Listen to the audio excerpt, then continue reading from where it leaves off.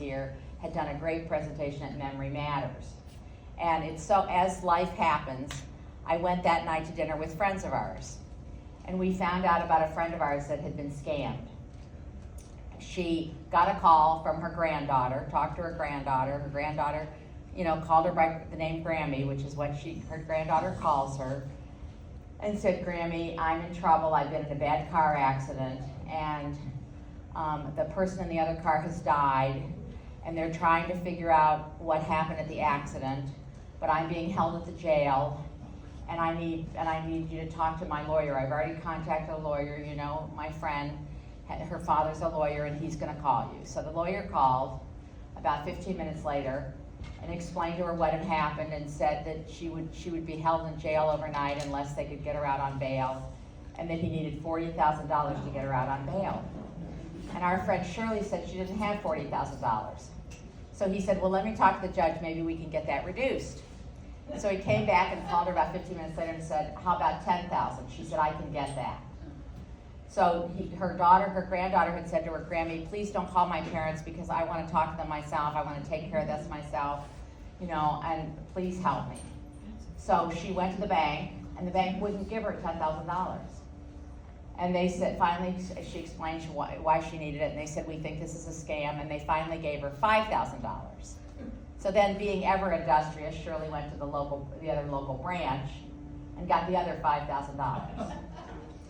So she went home, and as she was home about a half an hour, and a guy knocked on her door dressed in a suit from the law firm, had a business card, and the man on the phone, the lawyer on the phone had said, I'll leave your receipt. She left a receipt with her with the granddaughter's name on it, the receipt, what it was for, bail money, with the law firm logo. And they had said, we've made arrangements with your granddaughter. She'll call you tonight after she gets out of jail. When she hadn't called by 10 o'clock, Shirley called her granddaughter, and her granddaughter, of course, said, Grammy, I don't know what you're talking about.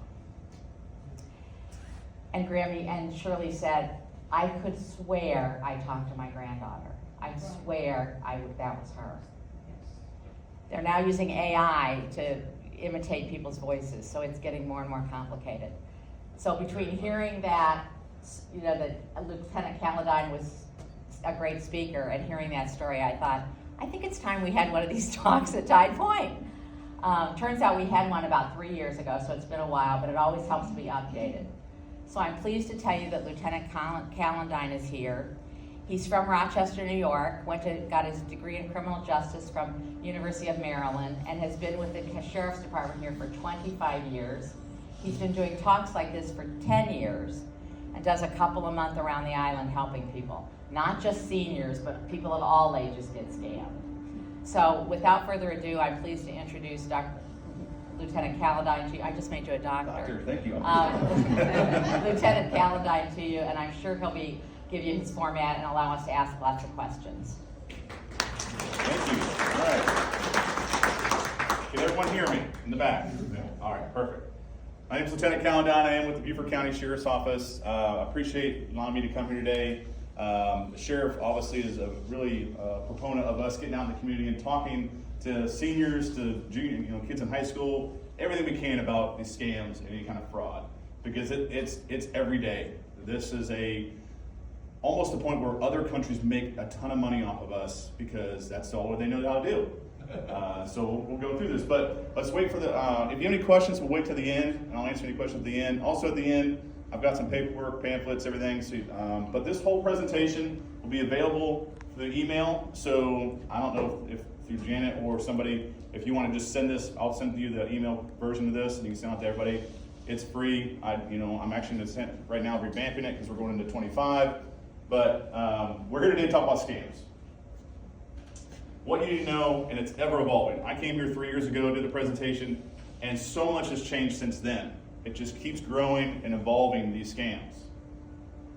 It used to be a $37 billion 2 years ago. It's now $158 billion.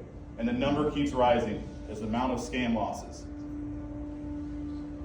2022, again, these are stats as they start coming out through the FTC. How much is reported versus unreported, it keeps increasing daily.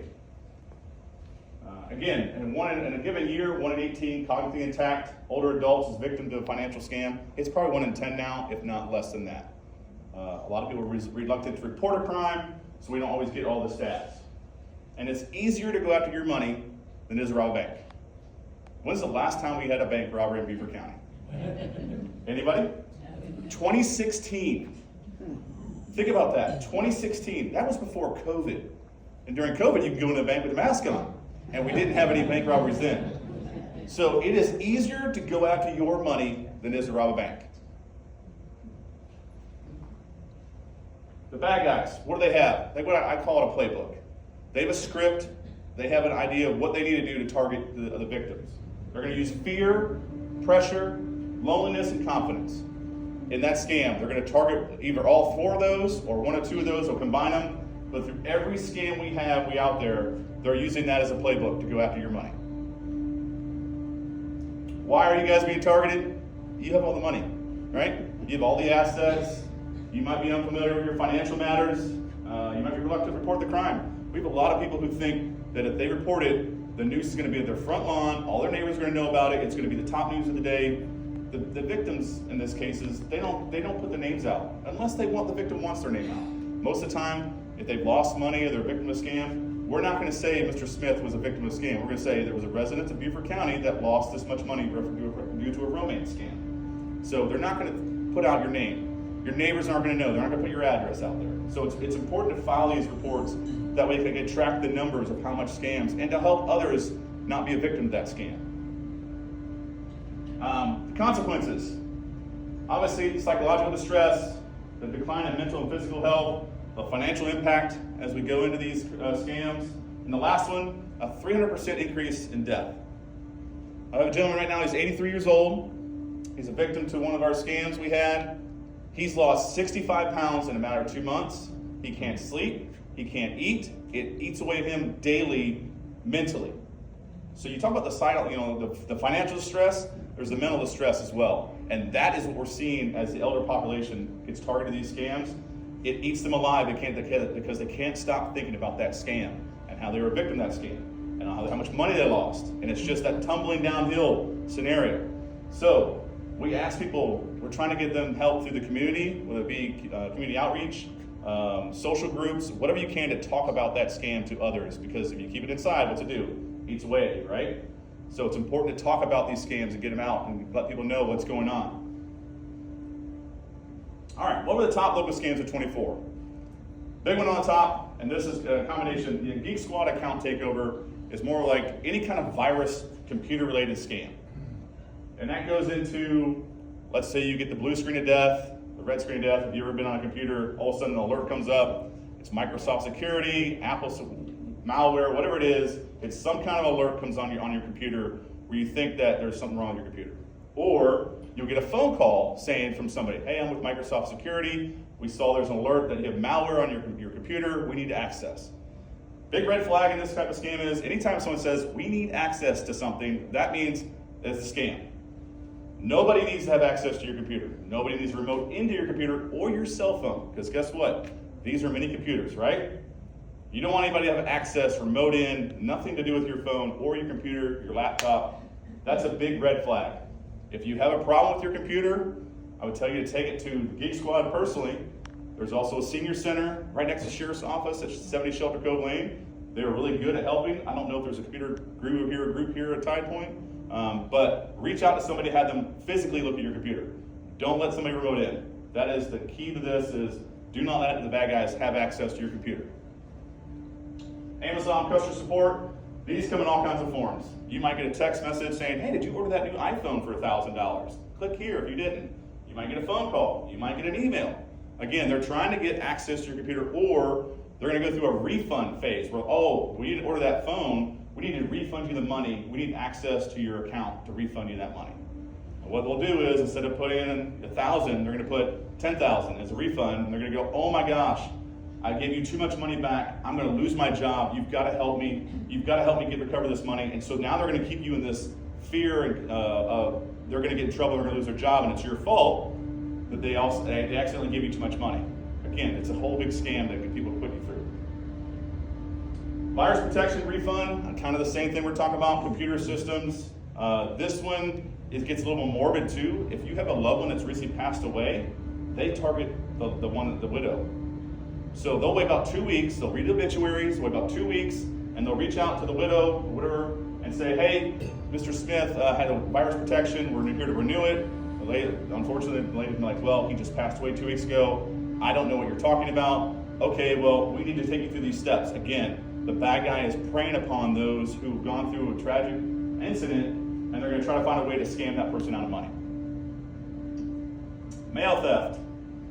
It is, this last year, all they're doing is stealing mail. And what they're looking for is checks. What do checks have on them? Your account number and your routing number and all your personal information. So once they intercept that check, and they can create new checks. And it's easy. They just take a picture of your check, print off a new one that looks differently in a different color scheme, and now they go try to cash them at different banks throughout the United States. So the mail theft is right now is really important. If you go to the blue box down there at Bow Circle, right? Has it changed? I haven't been down there recently. Is it a new blue box, like a bigger one? Because they were supposed to change them out. The old blue boxes, the bad guys were cutting into in the back, just cutting open the back, stealing mail. Or they're using flypaper, going out there and stealing the mail because they're looking for checks. So if you're sending checks out, I recommend you either go inside the branch to the post office and drop the check there, or if you do send checks out, make sure they're being cashed where they're supposed to go. So if you're paying somebody or if you're sending a check out to your loved one, check with your bank to make sure that check was received by the person where it's supposed to go to. Because right now they're just stealing checks left and right to cash them in various places. Grocery store distraction, this is for the ladies in the room. Right now, you go after what you basically, when you're in your Harris Teeter, Publix, you're walking down the aisle, you got your shopping cart. Some ladies put their purse right there in the shopping cart. Bad guy is going to have a team of people. One's going to distract you. They're going to ask you a question about some cereal that their grandchild might like. While another person comes in and takes your wallet, but they only take a few credit cards. They're not going to take your whole wallet. They're going to take a few cards out of that wallet, and by the time you get to your register, they've already at Sam's Club, Best Buy, racking up charges. So be careful when you're out in public. Hold them on your shoulder. We've got people who said to seatbelt them actually into your cart zipped up. I just caution you to make sure you take them with you when you go exit the store and not put them in the shopping cart bin and forget your purse. So, but be aware that they are targeting people out there at grocery stores for this to steal your credit cards and ATM cards. Bank account compromise kind of goes into the whole thing we're talking about. Either you're going to get an email, a text, or a phone call, and it usually goes like this. I'll say, "Hi, I'm Agent Smith with Wells Fargo Security. I notice your account's been compromised. We realize that there's been porn purchased on your account. We think that it's someone at your bank that's doing this, and you can't talk to anybody at your bank. It's somebody. It's on the inside, so you can't tell any branch managers. We think they might be involved. You can't tell local law enforcement. This is a federal investigation, and they're going to keep you thinking that this is an ongoing thing, and that they're going to tell you that you need to transfer your money to safeguard it. Transfer your money over. We've set up this account at this bank, or we've set up this account at this federally insured crypto ATM, which are all over through the county now. We'll get into a little bit more. But it's basically to convince you that your accounts are compromised, somebody at the bank is involved on it, and that you need to move your money somewhere else to be safeguarded. And that kind of goes into the federal investigation too. Again, these come in whole different forms. You might get a call from Homeland Security saying your Social Security number has been associated with cartel money laundering, and that you're being investigated, and we need you to move your money to this and this. To try to get you to move your money to somewhere else. Wire transfer it, put it in crypto. So again, that's what we're seeing. And then jury duty. You might get a phone call saying you missed jury duty. It might be for Beaufort County. It might be for federal up in Charleston. Nobody issues warrants for jury duty if you miss jury duty. Okay? If you miss jury duty, all we're going to do is put you in the next roster for the next month. Okay? The sheriff's office, the federal government does not issue any kind of warrant for your arrest if you miss jury duty. But people fall for that every day. And it's unfortunate that it happens, because I've got a guy right now who's saying they're me and leaves people messages throughout the week that say they missed jury duty and they have a warrant for their arrest. I've called this guy and talked to him. He's a southerner from somewhere, and most likely he's in prison. Because the prisons right now are running call centers. And you say, how are they doing that? Well, they have access to cell phones, laptops, everything like that. And it's just been going on and on over the years. Luckily enough, they just passed something this last year to try to put a dampening field over prisons to help stop this, but we'll see what happens. The bad guy might figure out a way to get around that. Wire transfers were a big one in 22 into 23. This was a way for the bad guy to basically take your money and send it overseas without any kind of federal investigation or local investigation. Because once you send a wire transfer, what happens? It's gone. The bank doesn't have to investigate it because you came into the branch and said, I want this money wire transferred to this account over here. And once it comes back as fraud, the bank's like, listen, we just followed your instructions. We didn't know who you were sending the money to. We asked you questions, but you sent that money on your own.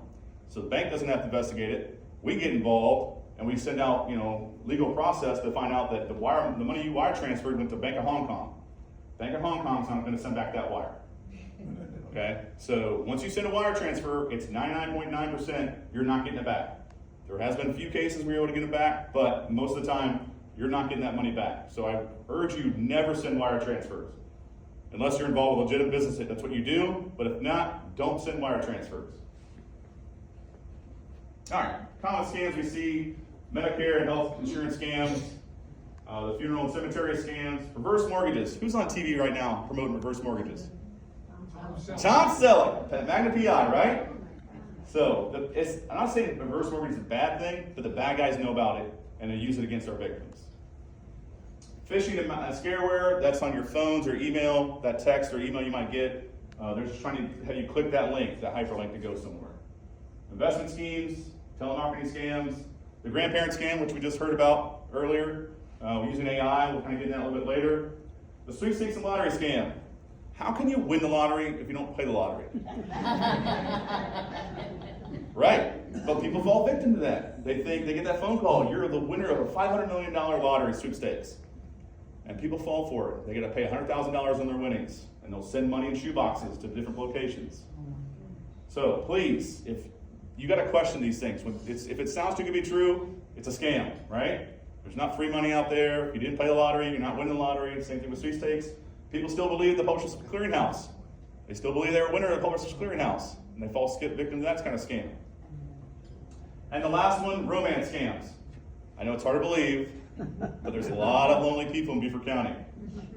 A lot of lonely people in Sun City that fall victim, and throughout the county, but that fall victim to romance scams. And so we'll go through a couple here in a little bit, but that one is one that we see a lot of money being sent out through romance scams. We talked about before the computer scams. If you get one of these errors on your computer, some kind of malware, you get a security alert from an email from Microsoft. These are all trying to get you to click on something, or you're going to get a phone call. So you might get the red screen of death, as I call it up here on the left. Red screen of death, and you're like, oh my gosh, my computer's locked, I can't do anything. And you might get a phone call. And it says, hey, I'm with Microsoft Security. I just saw that you have an alert on your computer. And you'll be like, yes, it's locked up, I can't do anything. And then they're going to okay, don't panic, we're going to help you through this. I just need to get access to your computer, remove the malware. What did he just say? I need access to your computer. That should be the red flag. You should shut down your computer and go take it somewhere. Don't let them remote in, because they've already got something on your computer already installed through a malware. And now they just want you to give remote access so they can have access to everything. And so when you give them access to everything, what do they have? They have every browser history you ever done with your computer. So if you do your banking online, you look at your pension funds, everything, that gives them now access to all that. So you need to make sure your computer's secure, make sure you don't give access to anybody else for your computer for that reason. We're talking about the check fraud. Again, what do they need? Just that they get your check, they can take a picture of it, routing number, account number, and all your personal information. They can create a new check and go and try to cash in different states. And they'll go to a different bank. They'll have your ID. They'll have a fake ID with your name, your information on it. It'll be their picture, and they'll go into the bank and present that. So it's just something. Now again, on these, you're insured, but you're only insured up for so many days. So if you don't look at your bank account for 30 days and you realize all of a sudden somebody cashed a check in my account that I don't recognize, you need to let the bank know quickly, because some banks will only give you 30 days, 60 days to report it. Otherwise, they're going to say, hey, listen, you had plenty of time to tell us that was a fraudulent check. You didn't tell us that. We're not going to give you that money back. So it's important to watch your accounts at at least quickly monthly. I'm not saying every day. Some of us do that, but not every day. Check your accounts. If you definitely are sending checks out, make sure they're going where they need to go, and then there's no cashing of checks that you don't recognize. But back in 2014, we were getting really hard ramped up in these kind of frauds in Beaufort County. It was MoneyGram and Western Union, and as the years progressed, we went into iTunes and eBay gift cards, the Green Dot cards, the kind of reloaded gift cards you see, and then it started getting into the cash apps, PayPal, Venmo, Zelle, and then wire transfers in 22, and the next one coming up is going to be cryptocurrency. Cryptocurrency is the biggest fraud right now for us in Beaufort County. In 2024, the stats I just got yesterday, 2024, we lost $3.1 million in cryptocurrency scams. $3.1 million of financial losses through our victims of Beaufort County in cryptocurrency. We can't get that money back. As much as I'm trying right now to figure out a way to get that money back, we don't have the technology, and where the cryptocurrency happens, that stuff's all over the world. And unfortunately, a cryptocurrency group in Singapore does not have to respond to my, hey, can you please send us money back? No, they're not going to do it. So, and the bad guys know that, and that's why they're using cryptocurrency right now. And these cryptocurrencies, what you say, well, what do they look like? Coinstar, at Publix, right? Coinstar, where you put your little change in, you get your change, you put all your change in, you get a receipt, you get money. That is a crypto ATM. You can put all your pennies and quarters in there, and you can buy cryptocurrency from that machine. Now, what's the upcharge? A cryptocurrency ATM charges anywhere from 13 to 18% transaction fee.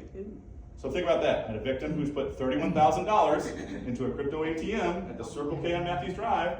$6,000 of that went to the transaction fee. Is that a good investment?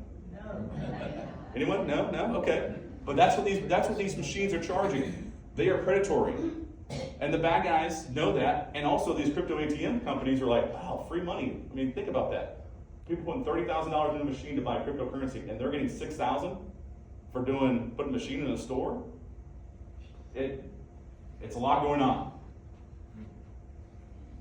Okay, we talked about emails you get in with phishing and scareware. Your account's been suspended. You got this transaction. Somebody has ordered something that's off your account. Again, all these are trying to do is have you click on those hyperlinks.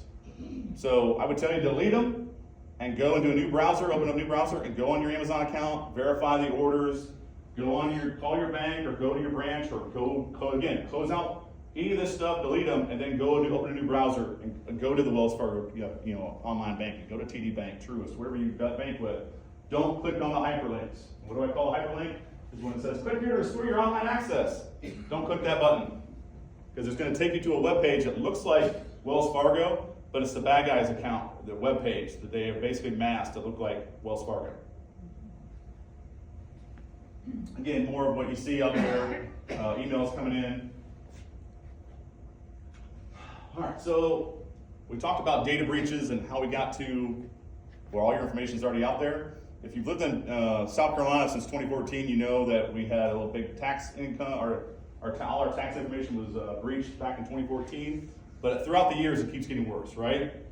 So in 24, we had Anthem, big healthcare, they got hacked. Prudential Financial, Facebook. Big one over here though, this one. This is 145 million healthcare information stolen in 24. And then this one right here, 2.7 billion, National Public. This is everyone's social security number. So, last year alone, your healthcare information pretty much, everybody here, and your social security number was all hacked. And that was just last year. And there's obviously more. We looked at Oracle, AMD, but these massive data breaches. Go back to 2018, there's Yahoo, Facebook, MySpace, which is not a thing anymore, Marriott, Equifax. What's Equifax? Credit Bureau, right? They got hacked. Target, and then Capital One. What's in your wallet? The bad guy already. He's already got your information. Okay? All right. So, with all that data breach going on, the ARP, the South Carolina Department of Consumer Affairs, and the Sheriff's Office recommend you freeze your credit. So what you're saying, well, that's kind of scary. What's that mean? If you know you're not making any large purchases, freeze your credit. All right, it's real simple. You go on each of these web pages, Experian, Equifax, and TransUnion, and they're going to have a thing about, freeze your credit. Freeze your credit. It's easy to unlock. So let's say you think, okay, next you froze your credit for all. You had to contact H3. You tell them all, hey, I want to freeze my credit, and let's say next month you're like, you know what? I really want that brand new Porsche. All you gotta do is make a phone call and say, I want to lock my credit for 30 days. And we'll buy a car, and in 30 days it'll lock back again. It's real easy to do. Don't be scared about it, but it's going to safeguard your credit because of all these data breaches we've had. We can do that. Or you can put an alert on your credit, which if you want to put an alert, it lasts 1 year. You have to call just one of these companies, and they'll put an alert on your credit saying, hey, I want to put an alert on my credit. I want to be notified if anything comes up. If anyone tries to put a credit card, a loan, anything. So you have two options. You can do a full freeze, or you can put an alert. But I recommend, and so does AARP, Department of Consumer Affairs, this is how we're going to combat a lot of these data breaches with all information out there. Actually, at the end, if you have questions, we'll talk about that. But again, I'll email this to you so you have it. All right, account takeovers. We talked about the bad guys already have your information, right? So now they're going to create an ID, like we talked about, fake ID, go to the bank, and they might try to get a loan, auto loan on your name, an RV in your name, a medical procedure bill, go to the dentist and get a whole bunch of work done. And that's what we're recommending because of these account takeovers and these identity thefts. If you get a freeze or alert on your credit, they can't do these things. They can't go to the dealership with your information and try to buy that Porsche. They can't go get an RV in your name. They can't go get dental work in your name. They can't get access to your accounts. I say that they can get access because they can still go into your bank and try to present themselves as you to cash a check, but they can't get loans and everything else in your name. All right, we're talking about some local scams we've had the last couple of years. First one, this lady was contacted by the CIA. They said her accounts were compromised, Social Security number was compromised, and the agent said, we need you to withdraw $100,000. We're going to safeguard it for you. So you withdraw $100,000, and you're going to meet us at the Walmart parking lot in Hardyville. Does anybody have red flags already about that? Okay. So she goes to her bank, and I don't know what bank she went to. I couldn't tell you because it's been a couple of years. But the fact that the bank gave her the money is the scariest thing, right? Yes. Why would they give someone who is over the age of 65, comes in and says, I want $100,000 cash, and I don't know what she told him. She may have told him I'm buying property or whatever the bad guy told her to say. But they gave her the cash, and I have it on video when she arrives at the side parking lot of Publix, right there in Hardyville. She pulls up, she gets out, she's got this paper bag full of $100,000 cash, and she meets a guy in a white sedan who has a Hawaiian t-shirt on and some kind of Hawaiian hat. He gives her the money. He says he's an agent with the CIA, and he drives off, probably going to the airport to go to Hawaii, because that's why I figured he had a Hawaiian shirt on, and she believed it. And she met this gentleman in the parking lot and gave him the money. No questions asked. Okay, I know you're thinking to yourself, but the bad guy made them believe enough that person believed that their accounts were compromised. It was that stress, the pressure, and the confidence alone of being alone and everything. She did it. Accounts takeovers, again, we talk about accounts and computers being taken over and wire transfers. A lot of money being sent to empty houses on VRBO and Airbnb. So the victim will be instructed, hey, get $30,000 cash and mail it, UPS, FedEx, to this address. And it'll be an empty address. It's because it's a VRBO or an Airbnb, and the bad guy knows that, and so when the package is delivered, they just pull up, take the package, and take off. During a 6-month period, the victim sent over almost $1 million. It began with an initial call. Visa Fraud Department. Hey, we're the Visa Fraud Department. We've noticed there's some kind of account compromise. We believe that somebody at the bank is in on it. We're working with the FBI. They're going to call you in a little bit. So now we got more bad actors involved. We got somebody who's saying they're from Visa Fraud Department. Next thing you know, she gets a call from somebody who says she's with the FBI. And they're taking, hey, we need to wire transfer your money to a safe account we've set up for you. So we need you to go to your branch, wire transfer this money. Don't tell them why, because we believe they're in on it. And we're going to have you sign a non-disclosure agreement. So they emailed her an FBI form, a non-disclosure agreement from the FBI, and had her sign it and email it back to the alleged FBI agent who had a Gmail account, not an FBI account for government things. And so she did. And for 6 months, she was slowly withdrawing money, wire transferring money out of her account, $30,000, $20,000, just at low enough amounts that it wasn't suspicious, and no one got on until finally towards the end, they're like, this lady has almost transferred $101 million from our account here over to this other account in almost an amount of 6 months. And, you know, come to find out, she was being scammed. So that's how long the bad guys will try to get your money. They will stay in for 6 months of making you believe that this scam, this incident is still going on, and they will bleed you dry. They will take all your money until you have none left, and they're going to try to get more after you have none left. We'll talk about some more. All right, so the romance scams. That lady lived in Sun City. She would date this guy for 2 years. She met on social media. Believed that they were boyfriend girlfriend. Every time that they were supposed to meet up, something happened. You know, she was gonna fly to Miami. He all of a sudden had this business incident where he couldn't meet in Miami.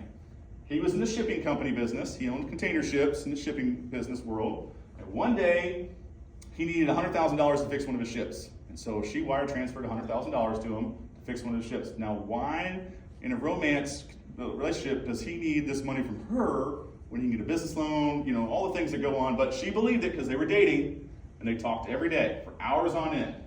So she sent him $100,000 and the scam continued. She keeps sending more money because there's been an incident here.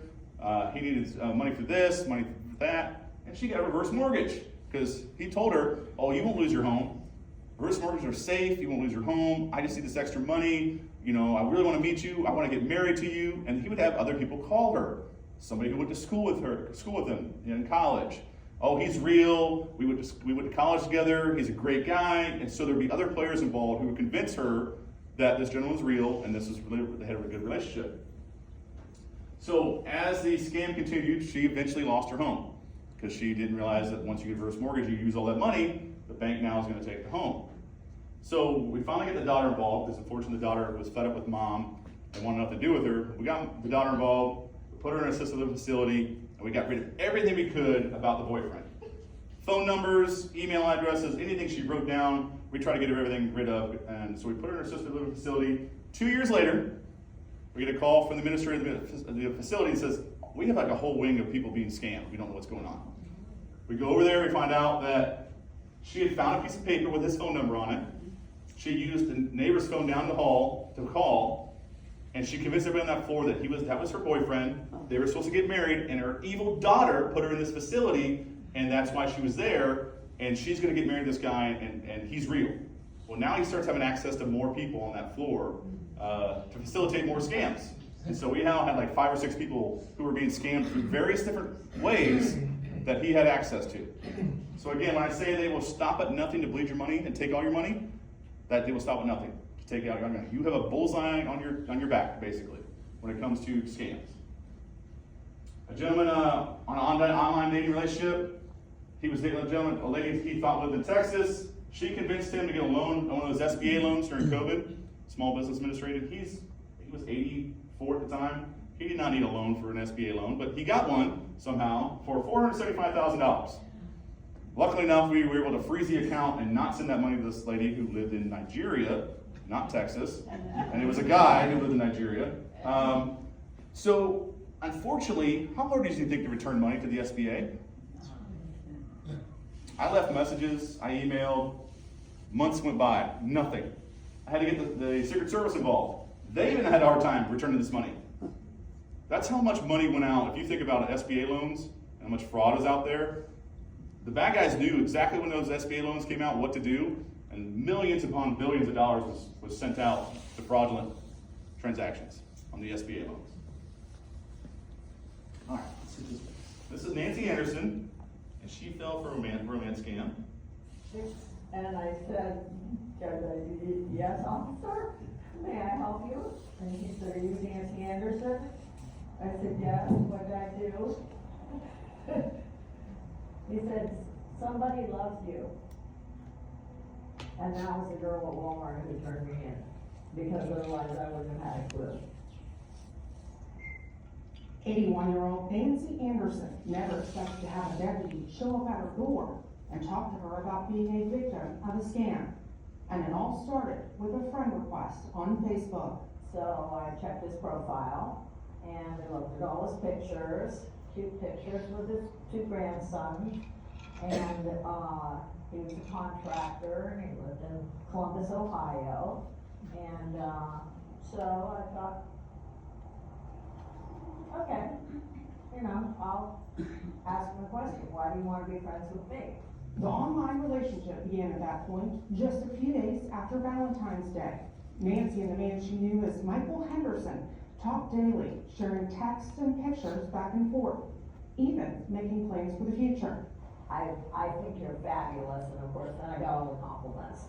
You know, you're beautiful, and you're smart, and you're funny, and you're fun, and all this, and I was like, okay. Then Michael offered to pay off her credit card, the balance several $1,000s. But during that same time, she says Michael had a crisis, and he needed money. Can you please get me some gift cards so that I can pay the landlord the rent, because my mother's going to be released from the hospital hopefully in a couple of days, and I have to be able to take her back home. And so, I thought, I've never gotten gift cards before. I don't even know how to do that.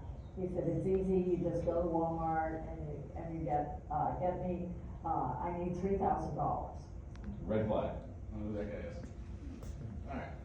So Nancy Anderson, local lady who's been very supportive of law enforcement throughout the years, she fell victim to the romance scam, and unfortunately lost several $1,000s. But it shows you just how just a person who's lonely starts a conversation, and it just grows from there. We had a victim recently that she just liked this band, and she commented on their Facebook page, I really enjoyed your concert last night, it was great. And all of a sudden, 2 days later, she gets a message from the manager of the band saying, hey, the lead singer wants to talk to you, is it okay if he message you? She's like, yeah, I love this band. And this conversation started from there.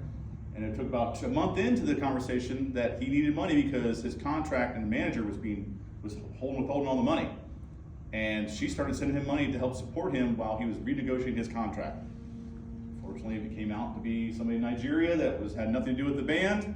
Again, be careful of those social media circles that you deal with in reaching out. All it was is she liked a comment or made a comment on a social media post, and someone just targeted her from it. All right, we'll just jump through these real quick. Okay, so the dementia patient with stage 6 Alzheimer's, the second to last one. We have our bad guys not only internationally, but we have them locally, right? So this lady, she lived in an apartment complex, a condo complex. She had stage 6 Alzheimer's, no family, but she lived by herself, was taking care of herself, and this maintenance man from the condo association kind of noticed her a lot, and he's like, started conversations up with her. Next thing he knows, let's go to dinner. Kind of just started this relationship. Next thing he knows, he's moving in, and no one knew the difference because there was no family member, nobody really kind of to watch what's going on. It was our victim's financial manager kind of started saying, wow, there's a lot of money being spent by our lady who doesn't go out to dinner a lot. She's not going on vacations. So she calls and says, I don't know what's going on, but somebody has moved in, is living with my client. I don't know what's going on. So he basically was like a leech. He found something he could leech onto, and he just started spending all her money. He convinced her that they should get married. Do you think anybody with stage 6 Alzheimer's can get married? They can't. But he was convinced they were going to, and he was going to try to take her to Georgia to find somebody who would marry them. So we had to stop and get involved with this, with the probate court, got him evicted, got her secure away from him, and was able to find a family friend from where she was from back in Pennsylvania to get involved, to finally just to kind of be a guardian for her type thing. But when I talk about there's, the bad guys will go after money either way, locally, internationally, I mean, it happens all day long. So you do not have to worry about your inner circle, but your outer circle as well when it comes to that kind of thing.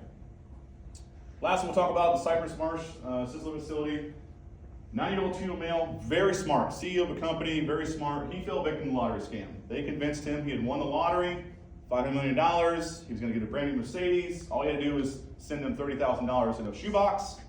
And so the first time he sent the money, we were able to intercept it through FedEx because the bank called us like, hey, this gentleman just came in. He's never withdrawn this amount of money.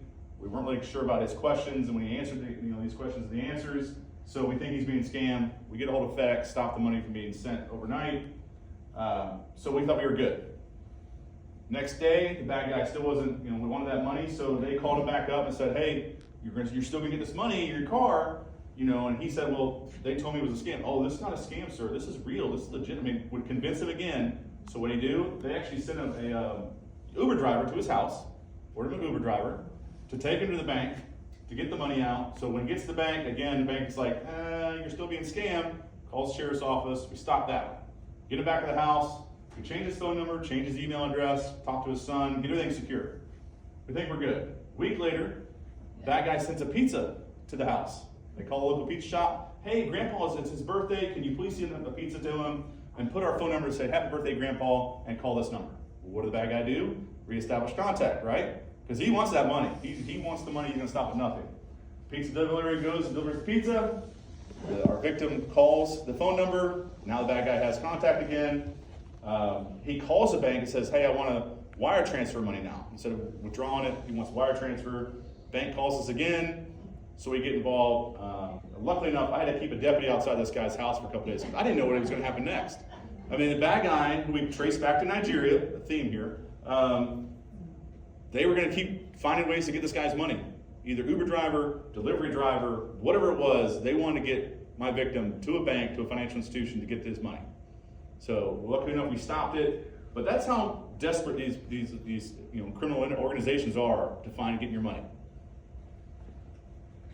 I don't think even we were contractors here because you guys all live here, so let's not worry about contractors. Mail scams. If you get a check in the mail saying, hey, we want you to be a mystery shopper, that could be a scam. Because what happens is they're going to want you to go deposit that $2,000 check and go get gift cards. So they're going to tell you, hey, go to your bank, deposit this check, go get $2,000 worth of gift cards, and just give us the numbers on the back, and then you can get out to these, whoever we want to do, or just mystery shop. Well, that check in 2 days, 3 days is going to bounce because it's no good. And now you're out $2,000 you just spent, and if you give them the gift card numbers, they can just take that money off the card right away. So be careful with gift cards and any kind of check you get in the mail. Most likely is a scam. Again, be careful of free money, right? So check with your bank, say, I got this in the mail, I don't know if it's legitimate. They can look into it for you, but don't spend that money right away. Again, for the blue boxes you see at the postal centers, they're going to bigger boxes now, more like almost like a bank vault to them. I just don't know if they're here yet, but they're coming. Again, the bad guys will still find ways to steal checks, just be careful. All right, identity theft. When people ask about passwords and all these online portals you have, there's groups out there called FirstPass and LastPass, which basically says, hey, we'll take every social media or banking institution passwords you have, and you just give us all that, and we'll secure it for you. And we can't be hacked. So what happens when someone says you can't be hacked? You get hacked, right? So FirstPass and LastPass, two companies out there that I know of, have both been hacked. So be careful when you say, oh, I'm just going to give everybody my information and take all my account information and put it in one place. That's a bad idea. So there's two-step authorization, which I don't know if anybody's seen, where let's say you log into your bank, they're going to send you a text. Great way to have, a great thing to have out there for two-step authorization. If you, like me, I have 8,000 accounts out there and my passwords are constantly changing. We recommend you come up with a system for yourself for your passwords. And I'd say a system is, think of a crypto in the sense of your password. So if you say your password, let's say, is going to be America1234 exclamation point. That's your password. I would tell you if you're going to put that in a journal and you had you bank with Wells Fargo, write it down, but use it cryptically. So Wells Fargo could be WF equals America. And you would know, WF is for you as Wells Fargo, equals America, well you know your password's America1234 exclamation point. But if anyone came into your home, the bug guy, the pet sitter, anybody, and got a hold of your notepad or your journal that has your passwords, they're not going to know what this is because it's not complete, right? They're going to look at WF equals America and be like, that's kind of weird. They're not going to know what that means. So they're not going to be able to steal your passwords. Because a lot of us don't remember our passwords all the time, right? If you want to write them down, we've had plenty of people who write them down and do it right next to their computer. They'll put Wells Fargo equals America 1234 exclamation point. But now you get the bad guy, who might be doing the bug spraying, or the home healthcare worker, or the pet sitter. They now can just take a photo of that journal, and they have access to your accounts. So I would recommend you guys, do something. If you're going to write down your passwords, just leave a few letters off that you know of, right? Again, ARP recommends better passwords, multi-factor authorization, review your credit reports and credit freeze. It's free once a year to get your credit report if you want to see what's out there. You just call, you can go through any of the 3 credit unions to get your credit report, to find out what accounts are out there in your name. Make sure you always have your software updates, and don't click on links or answer unknown calls, because I'm sure while we're sitting here, somebody here got an unwanted call that says probably spam on it, right? So don't answer the spam calls. Just let them go to voicemail. If it's somebody you don't know, they're going to leave a voicemail saying to call you back. So be careful of those. If you're a victim to an identity theft or any kind of fraud, again, we talked about review your balance, your bank accounts, verify your credit card purchases, get your credit report. If you're a victim, you can go to identitytheft.gov or and IC3.gov. Both ways to IC3 is like the central reporting house. So if you have a victim of any kind of fraud, you go there and file a report. That way it goes to everybody out in the federal government world that might have a link to your case. When I say that, you say, what do you mean by link? Let's say you get a phone number that calls you and says, you're a victim, you've been involved with some cartel interactions. You file a complaint with the IC3, and that phone number is linked to another case. So now they can start linking them to other incidents. So there might be victims in Montana that went through the same thing that you went to, and which has happened before. I've had a lot of victims that we were able to find links to when they wire transferred money.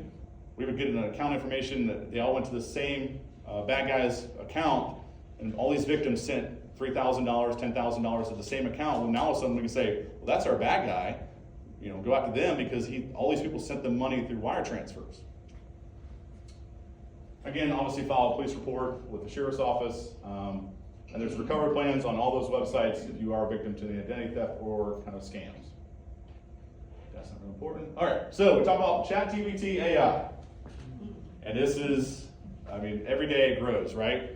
They now can do the thing where they can literally get 10 seconds of your child's voice, grandchild's voice, and they can mimic it. It's getting to the point now where they all need is a few seconds of the video of your child or grandchild, and now they can have a FaceTime conversation with you through FaceTime or any video chat of an AI that's interacting, basically presenting, deep fake as they call it, presenting themselves as your loved one. So, has anybody been what we had back in the day of latchkey kids, when you go through a carpool line and there was a password, a family password, right? I know I'm kind of aging myself here. So we're kind of recommending this when it comes to our families. Come up with a family password that everyone in your family would know, like, hey, listen, this stuff is kind of scary, and we want to come up with a password to the family, so if you call at 2 o'clock in the morning, or somebody calls and says they've been in an accident in a loved one, and it's really, you don't know what's going on, it sounds like your loved one, I'll ask the question, well, what's our family password? Right? Because that will stop the bad guy dead in their tracks, like, what are you talking about? Well, if you're little Johnny, you would know our family password. So I recommend this is something that we're trying to recommend is come up with that some kind of password, or who was our favorite dog growing up? Something kind of question you're going to ask anybody in their family that would know. So if your family password is going to be Puerto Rico, and so when that little Johnny calls 2 o'clock in the morning and says they've been in a DUI accident, the other person was killed, I'm going to go to jail, I can't get ahold of my parents, can you please help? I need money. Well, what's our family password, little Johnny? And they're like, well, I need help, and they're going to keep trying to avoid that question. That's a scam. Hang up the phone. And I'm going to tell you, if your child or loved one or somebody is involved in an accident and they go to bond, they need money for bond, well, tell them, I can't help you right now. I'll call you later. I'm going to call my lawyer to help you out. Because that's a simple one, right? I'm going to call my lawyer to help you out. Usually shuts them up right then and there too. Oh, you can't do that. It has to be this lawyer. No, I'm going to call my own lawyer. We'll take care of it. So, again, this stuff is going to keep generating more and more problems for us and the citizens of the United States, because the bad guys are trying to use everything they can using ChatGPT AI to go against us to get our money. if you're bored one day, want to see what's going on in Beaufort County or anywhere in the United States with fraud, you can go to the ARP website and type in on their scam tracker, and you just type in your zip code, and you can go through what's been going on in Beaufort County on this day. It was phishing scams, health-related scams, debt-related scams, tech support scams. So you can kind of figure out what's going on in your area. All right, finish up. Let's talk about defend yourself and your loved ones and those around you. The biggest thing in Beaufort County is when we had these scams back in 2014, really start ramping up, is what can we do to help the citizens of Beaufort County? It's about basically getting awareness out. So you'll see if you guys are any kind of social media, we'll put out scam of the week, or this is a trend we're seeing, or be aware of the jury duty scams, something to get word information out, but also to get out in the community and come out to everyone like these presentations to help everybody to talk about these scams. And so that's important for us in Beaufort County, is to want to educate and also have you guys talk to others about it. If one of you goes to talk to somebody else and that helps prevent another scam, it's a win for us, right? So I encourage you guys to talk about these scams, talk to others about these scams, and just help us out with others out there. If this is a good episode to watch in 60 minutes. It's online. It's the grandparent cyber scammers targeted grandparents. It's on 60 Minutes website, or you can go to YouTube and type it in. It's a great segment on grandparent scam. Let's see, I don't think I have anything else on here. So, any questions? I know it's a lot. Yes, ma'am. Can you talk a little bit more about what a problem using Zelle? I use it every day. Okay. So the bad guy, most of the Zelle scams, you got to realize it's a peer-to-peer, right? So you're sending money to somebody else, and the bank is basically saying, hey, it's peer-to-peer. Right. So if you send it to somebody that you don't recognize and the money goes, that you're not going to get that money back. What if people are sending me money? That's fine. But if you're getting sent money and then you're being told to send it to somebody else, you become a money mule. No, So- I'm always asking people to, if they want to buy something for me, send me the money. Yep. On Zelle. Is That's that fine. Okay. That's fine. Okay. Yes, but you got to realize that. Are you selling like Facebook Marketplace or anything? What are you selling? Yeah. Okay, so be careful. Facebook Marketplace is a big place for scams. Right. So, but if you're getting the money, just be careful. Sometimes you might do, oh, I sent you too much. Can you send me money back? That won't happen. Okay, all right. I just be wary of the Facebook Marketplace. There are scams out there involved with that. So. Thank you. But you're scamming everybody else because you're getting the money. Yes. So it sounds like, all right, got it. Yes, ma'am. I have family in Europe, and from time to time I want to send them some money. If I go to the bank will, yes, wire it, but it's very expensive. And I know of various people who have tried